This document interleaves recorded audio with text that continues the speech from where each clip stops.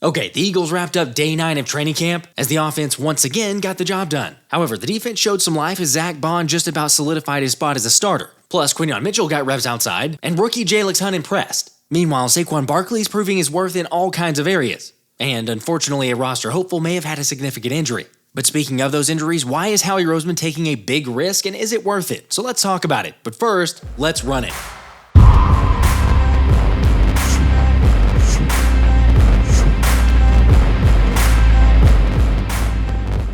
What's up, guys? I don't know if you can believe it. We are just a few days away from preseason action, which Thomas and I will be live streaming on Friday, so feel free to swing by, and who knows, we'll probably give away something too. Plus, we're also only a month away from the game in Brazil, which we'll be live streaming for that as well. Yet I am interested to see how the jersey combinations go. Since apparently the stadium hosts don't allow green to be worn, with their rival club being green. Of course, I'd heard conflicting reports on whether or not that was true. However, Tanner McKee, who spent 2 years there on a mission, was able to confirm those reports. A lot of people are like, oh, you can't wear green. It's the Eagles and the Packers. I was talking to some of my friends in Brazil, and they're like, well, of course you can't wear green because it's the rivalry. That's just very normal to them. And we're just like, oh my gosh, if you wear green, then it's the big thing. But they're like, yeah, you're playing in Quinyon Stadium. They hate Palmeiras. You can't wear green. And that's just very normal for that culture. So it's different. You see both sides of things, which I think is really cool. Look, I know that he actually said that, but it's still crazy to me that the NFL would actually schedule a game with 2 teams with green as their primary colors. And heck, one of them even has green in their name. Although maybe that's why the Packers recently unveiled a whiteout option so that they can get around it. Still, probably not something I'd want to chance because there's some pretty superstitious people out there. I'm not superstitious, but I am a little stitious. Okay, obviously it's not a home game. But I will say that it's saying something when Green Bay GM Brian Gutekunst would rather be playing in Brazil than in Philly. I'm going to go glass half full on this as much as I can, but we're not in Philly, so that's a really good thing, right? There's some, as that thing came down, I think there were some logistical challenges, but I think as we've gotten through those, we're pretty excited to go down. I know our players are very excited, and opening on a Friday night early, we're the only one on TV and everybody's watching. I think players always love that. It'll be exciting and it'll be a new experience, but I think again, we're not in Philadelphia, so that's a good thing. The fact that he's that relieved to not be playing in Philly is pretty great. However, newsflash for him, the Birds travel pretty well, so it's not like it's going to be a friendly environment. Plus, again, he's got green in the team name. It smells like mushrooms and everyone looks like they want to hurt me. Be that as it may, the biggest hurdle for us is actually keeping the guys healthy, which was terrifying yesterday when Jurgens suffered an injury, but thankfully Beef Jerky was back on the fields and pads today and ready to rock. Although, like I mentioned in my last video, no offense to Brett Toth, but the idea of him coming in as a replacement is a bit terrifying. Yet who knows, maybe new signing Nick Gates will eventually be the backup, but is just getting used to the offense. Because Saquon's definitely a fan. He's one of my favorite, not only football players, but people in general. We came in the same year. He was undrafted, so I seen all the work that he put in and then see how, that devastating injury that he had and, make a promise to himself that he's going to come back and be better. And then when I was with New York, he was a real big piece to come in when he was playing on that line of why we were able to have success that year. He had that grit, that toughness. He's not the biggest guy.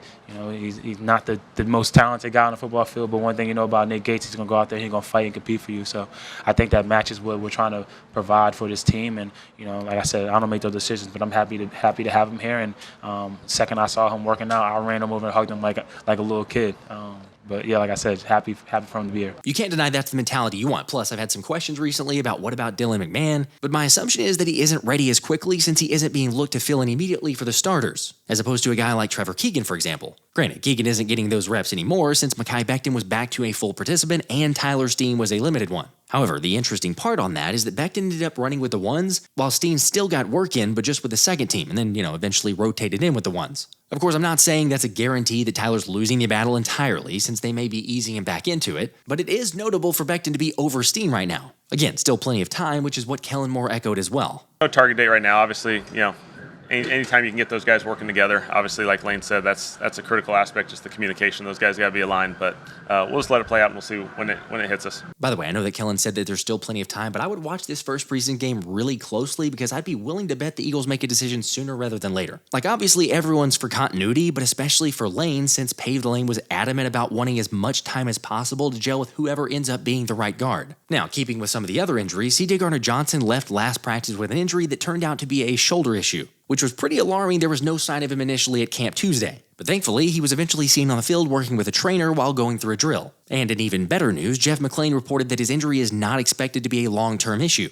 I mean, that's no doubt some fantastic news, especially since CJ's one of, the biggest and most vocal leaders and brings the intensity and passion and fire and everything else. Although, like I shared when he went out last practice, it is a bit concerning when you look at the safety spot, since James Bradberry was the one filling in for him yesterday, and Avonte Maddox took over in that position today, getting the bulk of first-team reps. I'm a fan of Avonte, but it's not necessarily looking at him as the first option for your backup safety, which makes it understandable that the cries to Howie Roseman to bring in more safety depth have only amplified. Because think about it, CJ Gardner Johnson and Reed Blankenship are legit options if they stay healthy. But like we're all aware, and I've talked about in past episodes, CJ only played in 3 games last season. And as we all experienced, missed 5 games in 2022 in Philly. I mean, after all, playing like that does come with the territory, which also got Milkcheck injured as he had to miss time in a couple games last year as well. Oh yeah, and then we've got Sidney Brown coming back from the torn ACL, who I'm certainly high on, and according to Jimmy Kempski, looks like he's definitely up to full speed. But obviously he's still not cleared yet. When you think about the only legit guaranteed safeties on the roster have some health issues or some concerns, it is a bit alarming. Again, I realize JB and Avonte continue to be options, and sure, even throw Cooper DeJean in there, but none of them have done it on a consistent basis. Granted, I'm not going to just start saying, hey, Justin Simmons is going to be signed by Philly despite it being a fantastic fit. Because call it right, wrong, or indifferent, but Howie Roseman believes in CJGJ and Reed. At the same time, though, it's a given that Howie's always thinking 5 steps ahead, so there's no way he's not considering safety options on the market. Like potentially Cade Stearns, who the Broncos just released, and I talked about more of him in a previous video, but the 24-year-old does have some upside. It's just his torn patella injury coupled with Denver releasing him doesn't exactly bode well. Yet even if that's true, the problem is they're running out of options for the safety spot. With Jordan Schultz sharing the Jaguars signed one of PFN Anthony DeBona's favorite targets in Adrian Amos, who seemed like a great fit since he was drafted by Chicago back when Fangio was DC, so obviously very well aware of his game and may have been able to use him to fill the void. On the flip side though, Amos did bounce around Green Bay, New York, and Houston all within the last year or so. So maybe he wasn't going to be worth the acquisition. Anyway, Ryan Neal is another target with past history with D-line coach Clint Hurt. However, his numbers against the pass couldn't get much worse, so maybe not the immediate answer. But curious, do you think the Eagles actually make a move and get someone? And if they do, who do you think they actually go after? And then maybe a follow-up to that, who would you want them to go after? Even though I guess that's probably an easy answer. One last thing on this, and then I'll move on. This is starting to feel eerily similar to last year's linebacker situation. A little bit different, obviously, but the lack of depth could cost them, especially when Simmons is staring them in the face. Like, the hope is Howie learned from his mistake last season, because despite the fact that the corners are rock solid, the middle of the field's definitely a question at this point.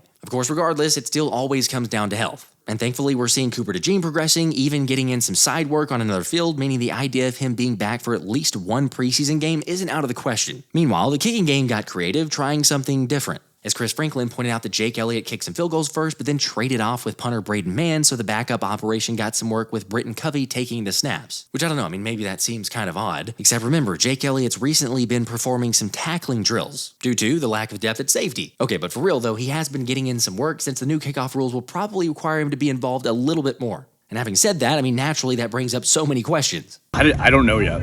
I really don't. Obviously, it's going to be a little less taxing as far as banging the ball out of the back and having to hit a high hang time ball, because that's kind of irrelevant now. But I think you're going to see a lot of different guys doing a lot of different things. And like I said, we really don't know what the right concoction is yet. So how about on coverage? Yeah. I saw you banging out a tackle on the pad the other day. We do it every year just to be ready for certain situations. But if you look at the XFL stuff, there's definitely kickers involved a little bit more. So you got to be ready to make a little shoestring tackle maybe. Hopefully, we're not asking Jake to do any of that, and he can focus on his job of just splitting the uprights. Anyway, with practice starting, the Eagles released a full injury report consisting of Oren Burke still out with the knee, Paris Campbell dealing with the groin, CJ Gardner Johnson, as I mentioned, with the shoulder, Mekhi Garner still working his way back from the hamstring, Brandon Smith with concussion, and then limited guys of Cam Jurgens due to an illness, Tyler Steen with an ankle, and Austin Watkins with another illness. Yet even with those guys missing practice, Kellen Moore didn't slow down the learning of new formations and alignments, saying they're still building and evolving the offense, while making it known that what you see now is just the beginning of what Philly's offense will look like. Plus, he's going to make sure he's got a few tricks up his sleeve. Certainly once you get to game plan football and you get into the regular season, you got to be really conscious of who's on the field and what those tendencies dictate. Sometimes you want to create tendencies for your own ability to trump them at later points. And so we'll continue to evolve and utilize all those different points, whether it be who's on the field from tight ends, running backs, it's every single unit. We got to be really conscious of that just to protect our tendencies. And like I said, sometimes you want to have tendencies to break them in critical moments. Thank goodness. Come on, how refreshing is it to know that the defense won't actually know what's going on, especially in high-pressure or game-defining situations? like the Sirianni offense, which, was entirely too telegraphed. Of course, given the offense success, the defense was still trying to create some problems for him, with Andrew DeCecco sharing the first-team defense was Isaiah Rodgers and Slay at the corners, Q in the slot, and Zack, Baun, and Devin White as the linebackers. But maybe to no one's surprise, Jalen picked up where he left off, finding multiple completions thanks to some great timing with A.J. Brown, as the offense worked its way down the field and then capitalizing on Isaiah Rodgers' overzealous play to hit Smitty after a pump fake. And honestly, the only thing that slowed down the drive even a little bit was Jalen Carter getting into the backfield to deflect a Hurts pass incomplete. And okay, I can totally understand, as I've talked before, it's a little bit concerning for the offense to just absolutely be carving up the defense. But on a positive note, as Moore shared, Jalen's awareness is next level. Excellent decision, excellent preparation by Jalen. He's doing a great job with the football. He's still aggressive. He's still trying to get the ball downfield. He's trying to make plays. He's just making really, really good decisions. And he's doing a nice job, and really the whole group as a unit. I think we've only had a couple, two maybe so far in camp.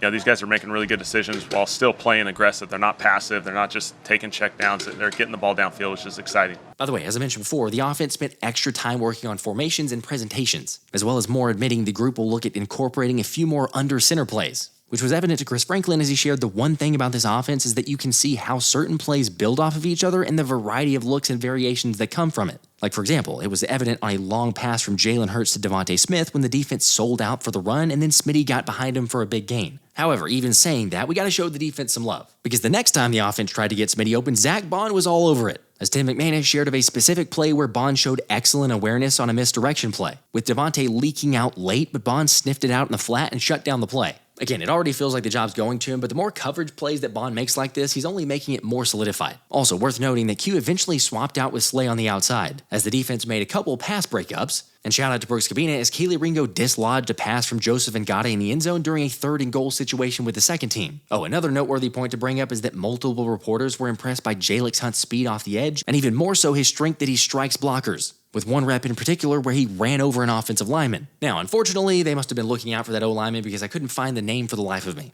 But just to hear that is pretty impressive. And the same for Moro Ojomo, who lined up next to Jalen Carter with a ones-on-one play while breaking into the backfield and tackling Will Shipley for a loss. Yet that wasn't all, as my guy Nolan Smith registered a pressure while running with the ones, with several of the fellas noticing his game. Nolan's a beast, and he comes out ready to work every day, regardless of if it's hot, tired, sore. He's just ready to work every day, so he's coming along well. You guys know I appreciate some Nolan praise. Although let's not forget to give some to Bryce Huff, who also showed some promise dropping into coverage, with multiple guys pointing to the fact that he looks a lot more comfortable there now. But sure, we want to see a bit more in the pass rush, yet Agent Zero is not sweating the fact that he hasn't gotten as many wins yet, with a message for those doubters. I feel like there's always doubters, regardless of if people think it's the edge rushers or whatever it may be. I feel like there's always doubters, and that's something that I've dealt with my entire career.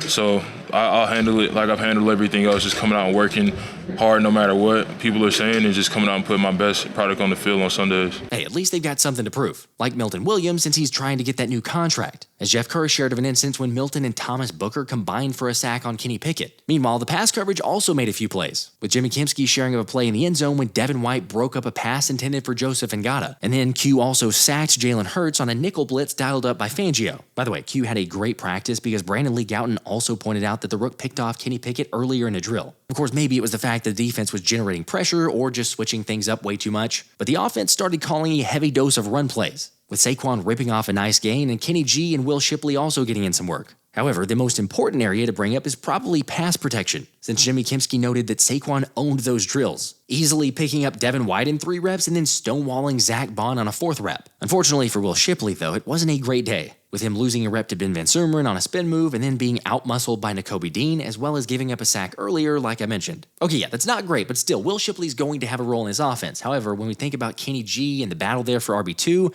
if he can't have this pass protection, he's probably going to have a very hard time vaulting over Kenny. Now, one rookie who has been concerning but fared a little better was Ainias Smith. As Martin Frank shared, he had a nice catch and run on a pass from Pickett, which he certainly needed to make more of those plays if he wants to make the roster. However, it was sad to see that John Ross ended up having to be carted off the field with an injury late in practice and unsure about the status of his injury, yet the fact that he had to be carted off isn't a great sign. So definitely prayers up for John, because you always hate to see injuries, but especially the fact with John Ross and his story and coming back, the motivation, everything there, you just really hate to see it. Anyway, down another weapon, Tanner McKee had the reins of the offense and ended up throwing a slant to Griffin Herbert at the goal line. Except it actually got tipped by Andre Sam as Shon Stephens came in to make his second interception in just as many days and take it away from the offense to end practice. Obviously, it's a very crowded cornerback room, but Stephens continues to be around the football and flashes his speed, so maybe he ends up being a surprise to make the roster. But going back to the turnovers, not really the best sign, obviously, from your backup quarterbacks. Although, according to the guys, it might have been their best day yet. Having a lot of fun. Today was, we got our money's worth today with the heat and how much we were out there working. So I thought today was kind of our best day just from an effort and, mentality standpoint and battling. Who knows? It is a new offense and they're learning, plus they don't really have the luxury of playing with the first team. Yet I think the main thing is that there's competition in the room and it's only making the guys better. Plus, even if there's still some growing pains evident, there's no denying they're fans of Kellen's system. I think the versatility, obviously the talent that we have and being able to get the ball to all those guys in multiple ways, whether we're handing it or throwing it. I think the quarterback run game, the different variations that we have there make it really hard, on a defense to really cover everything. So I think it's all credit to Kellen and Coach Nuss and how they kind of design the system and how they run it. It's been really impressive. It's blatantly obvious at this point. But honestly, what I love to hear the most is the talk about the QB run game. Yet getting to see all this footage of QB1's speed seems like he's back to his faster, more dynamic self, which, like I've said in the past, only makes life that much more difficult on the defense. Okay, another day down, and we've heard this one every single day, it seems like, but the offense was solid. At least, the defense showed something, but I'm curious y'all's thoughts. Let me know in the comments, and I'll catch you on the next one. This has been the Philly Special.